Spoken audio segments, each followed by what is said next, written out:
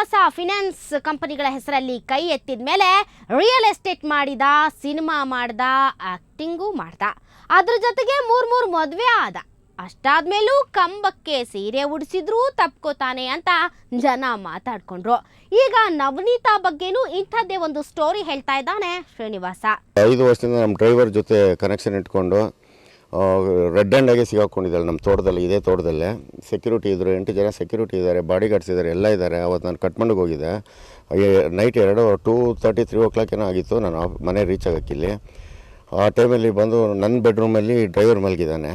ಅದನ್ನು ನೋಡಿ ನನಗೆ ಶಾಕ್ ಆಗಿ ಅವಳನ್ನ ಒತ್ತೆ ಬೈದು ಹೊಡೆದು ಎಲ್ಲ ತುಂಬ ಏನೋ ಗಲಾಟೆ ಆಗಿ ಯಾರಿಗೂ ಹೇಳ್ದೆ ಅವನ್ನ ಕೆಲಸದಿಂದ ತೆಗೆದ್ಬಿಟ್ಟು ಆಯಿತು. ಅವತ್ತಿಂದ ಇವತ್ತವರೆಗೂ ಅವನ ಜೊತೆನೇ ಓಡಾಡ್ತಾಳೆ. ಈಗ ಹೊಸಬ ಇನ್ನೊಬ್ಬ ವೆಂಕಟೇಶ್ ಬಾಬು ಅಂತ ಯಾರೋ ಒಬ್ಬ ರಿಯಲ್ ಎಸ್ಟೇಟಲ್ಲಿ ಅವನ ಜೊತೆ ರಿಯಲ್ ಎಸ್ಟೇಟ್ ಮಾಡ್ತಾಯಿದ್ದೀನಿ ಅಂದ್ಬಿಟ್ಟು ಅವನ ಜೊತೆನೇ 2 ದಿವಸ 3 ದಿವಸ ಬಿಟ್ಕೊಂಡು ಮನೆಗೆ ಬರ್ತಾಳೆ.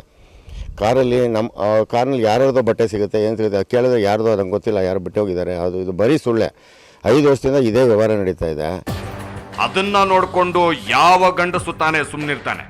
ಆದ್ರೆ ಶ್ರೀನಿವಾಸ ನನ್ನ ಹೆಂಡತಿ ಸರಿ ಇಲ್ಲ ಅನ್ನೋದನ್ನ ಹೇಳಿಕೊಳ್ಳೋದಕ್ಕೆ ಅವಮಾನ ಅಂತ ಸುಮ್ಮನಿದ್ದಂತೆ. ಈಗ ಹೇಳ್ಕೊತಿದ್ದಾನೆ. ಆದ್ರೆ ಅದನ್ನ ನವನೀತಾ ಒಪ್ಕೋಬಿಡ್ತಾಳ? ಒಂದು ಹೆಂಡತಿ ಅಲ್ಲ ರೀ, ಅವ್ರಿಗೆ ಲಿಸ್ಟ್ ಕೊಡ್ತೀನಿ, ಅಡ್ರೆಸ್ ಕೊಡ್ತೀನಿ, ಬೇಕಾದ್ರೆ ನೋಡಿ. ಪೂರ್ಣಿಮಾ ಅಂತ ಮೈಸೂರಲ್ಲಿ ಒಬ್ಬಳನ್ನ, ಸೂಸನ್ ಅಂತ ಒಬ್ಬಳನ್ನ, MG ರೋಡಲ್ಲಿ ಇವ್ರು ಆಫೀಸ್ ಇಟ್ಕೊಂಡಿರುವಾಗ ಅಲ್ಲಿ ಒಂದು ಭೀಮಾ ಜ್ಯುವೆಲರಿ ಹತ್ರ ಇದೆ ನೋಡಿ, MG ರೋಡ್ ಇದತ್ರ, ಬ್ರಿಗೇಡ್ ಹತ್ರ MG ರೋಡ್ ಇದ್ರ ಅದು ಪಕ್ಕದಲ್ಲಿ ಒಂದು ಆಫೀಸ್ ಮಾಡಿದ್ರು, ಅಲ್ಲಿ ಸೂಸನ್ ಅಂತ. ಆಮೇಲೆ ಬಂದು 8ನೇ ಮೈಲಿಯಲ್ಲಿ ಮಧುರಾ ಅಂತ. ಎಷ್ಟು ಜನ ಇವ್ರಿಗೆ. ಆಯ್ತಲ್ಲ, ಇವಳು ಅವನ ಬಗ್ಗೆ, ಅವನು ಇವಳ ಬಗ್ಗೆ ಒಬ್ಬರಿಗೊಬ್ಬರು ಎತ್ತಾಕೊಂಡು ಕುಂತಿದ್ದಾರೆ. ಅದನ್ನ ನಾವು ಕೇಳಬೇಕು. ಇದ್ದುದರಲ್ಲಿ ನವನೀತಾ ಇವನಿಗೆ ಸಾಲ ಕೊಟ್ಟವರನ್ನೆಲ್ಲ ಕರೆದು ಕೇಳ್ರಿ, ಅವನೆಂತ ಮಾನಗೇಡಿ ಅಂತ ಗೊತ್ತಾಗುತ್ತೆ ಅನ್ನೋ ಮಾತಾಡ್ತಾಳೆ. ಮನೇಲಿ ಒಬ್ಬ ಸಾಲದವನು ಬರಂಗಿಲ್ಲ. ಬಂದಿದ ತಕ್ಷಣ ನಾನು ಅವ್ರನ್ನ ಇಲ್ಲ, ನನ್ನ ಗಂಡ ಇಲ್ಲ ಈ ಥರ ಅಂತ ಹೇಳಿ ಕಳಿಸ್ತಿದ್ವಲ್ಲ, ಅದನ್ನು ನಾನು ಅವ್ನ ಗಂಡನೇ ಅಲ್ಲ, ನಮ್ಮ ಮನೆಗೆ ಬರೋದೇ ಇಲ್ಲ ಅಂತ ಹೇಳ್ಬಿಡು ಅಂತ ಹೇಳಿ ಇದು ಮಾಡೋದು. ನಾನು ಇಲ್ಲ, ಸಾಲದವ್ರು ಬಂದು ಗಲಾಟೆ ಮಾಡ್ತಾರೆ ಮನೆ ಮುಂದೆ ಅಂತ. ಇಲ್ಲ ಸರ್ ಅವ್ರು ಬರಲಿಲ್ಲ, ಬಂದರೆ ಹೇಳ್ತೀನಿ, ಈ ಥರ ಹೇಳಬಾರ್ದಂತೆ. ನೀನು ಹೋದ ತಕ್ಷಣ ನಗ್ನಗ್ತಾ ಮಾತಾಡ್ತೀವಿ ಅವ್ರ ಹತ್ರ, ಅದಕ್ಕೆ ಅವ್ರು 20 ಸತಿ ಬರ್ತಾರೆ. ನಿನಗೆ ಅವ್ರಿಗೇನೋ ಸಂಬಂಧ ಇರಬೇಕು. ಯಾರ ಸಾಲದವರು ಮನೆ ಹತ್ರ ಬಂದರೆ ಸಂಬಂಧ ಕಟ್ಬಿಡ್ತಾನೆ. ಅದ್ಯಾಕೆ ಶ್ರೀನಿವಾಸ ಈಗ ಹಾಗಾದ್ನೋ ಗೊತ್ತಾಗ್ತಿಲ್ಲ. ಅವನದು ಮೊದಲಿಂದಲೇ ಅನುಮಾನದ ಬುದ್ಧಿ ಆಗಿದ್ರೆ ಈ ನವನೀತಾಳನ್ನ ಮದುವೆ ಆಗೋ ಚಾನ್ಸೇ ಇರಲಿಲ್ಲ. ಯಾಕಂದ್ರೆ ಆಕೆ ಮೊದಲು ನಟಿಸಿದ ಚಿತ್ರಗಳು ಅಷ್ಟು ಒಳ್ಳೆಯ ಹೆಸರು ಕೊಡೋ ಥರದ್ದಲ್ಲ. ಆದ್ರೂ ಪ್ರೀತಿಸಿ ಮದುವೆಯಾದ ಶ್ರೀನಿವಾಸನಿಗೆ ದುರ್ಬುದ್ಧಿ ಶುರುವಾಗಿದ್ದು ದುಡ್ಡು ಬಂದ ಮೇಲೆ. ಬೆವರು ಸುರಿಸಿ ಕೆಲಸ ಮಾಡಿದವರಿಗೂ ಈ ಮಹಾನುಭಾವ ಸರಿಯಾಗಿ ಸಂಬಳ ಕೊಟ್ಟಿಲ್ವಂತೆ. 1 ಲಕ್ಷ ಕೊಡೋನು ಬಂದು ಕೇಳಿದ್ರು ಅವನ ಜೊತೆ ಸಂಬಂಧ.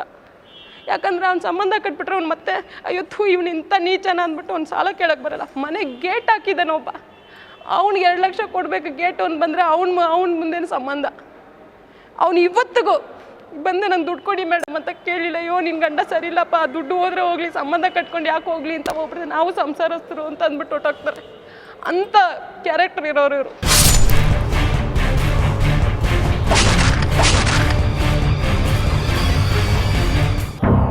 ತೀರಾ ಅವಳು ಹೇಳೋ ಥರ ಶ್ರೀನಿವಾಸ ಇದ್ದಿದ್ರೆ ಇಷ್ಟು ದೊಡ್ಡ ಮನೆ ಕಟ್ಟೋದಕ್ಕಾಗ್ತಿದ್ದ. ಇದೊಂದಲ್ಲ, ಇನ್ನಿಬ್ಬರು ಹೆಂಡತಿರಿಗೂ ಭರ್ಜರಿ ಮನೆ ಇದೆ. ಬೆಳ್ಳಾವಿ ಹತ್ರ ನವನೀತಾ ಮನೆ ಇದ್ರೆ, ತುರುವೇಕೆರೆ ಹತ್ರ 2ನೇ ಹೆಂಡತಿ ವನಜಾಳ ಮನೆ ಇದೆ. ಅದು ಕೂಡ ಅಪ್ಪಟ ಬಂಗ್ಲೆ.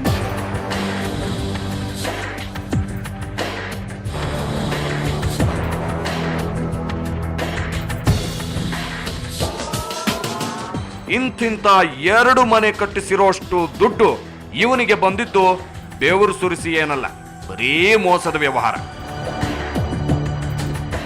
ಚಪ್ಪಡಿ ಕಲ್ಲ ಹಾಕೋ ಚಾಣಾಕ್ಷ ಬುದ್ಧಿಯಿಂದ ಇತ್ತೀಚೆಗೆ ಸಿನಿಮಾ ಮಾಡ್ತೀನಿ ಅಂತ ಒಂದಿಷ್ಟು ದುಡ್ಡು ಕಳೆದ. ಎಲೆಕ್ಷನ್ ನಲ್ಲಿ ಸೋತ. ಅದರ ಜೊತೆಗೆ ಯಕ್ಕ ರಾಜ ರಾಣಿ ನನ್ನ ಕೈಯೊಳಗೆ ಅಂತ ಕ್ಯಾಸೋನೋವಾದ ಬಾಗಿಲು ಬಡ್ದ. ಹೀಗಾಗಿ ಸಾಕಷ್ಟು ಸಾಲ ಆಗಿದೆ. ಅದೇ ಈಗ ಗಂಡ ಹೆಂಡಿರ ನಡುವೆ ಬಿರು ಕೇಳೋದಕ್ಕೆ ಕಾರಣವಾಗಿದ್ಯಾ? ಇವರಿಬ್ರು ಟಿವಿ ಚಾನೆಲ್ ಮುಂದೆ ಬಂದಿರೋದ್ಯಾಕೆ?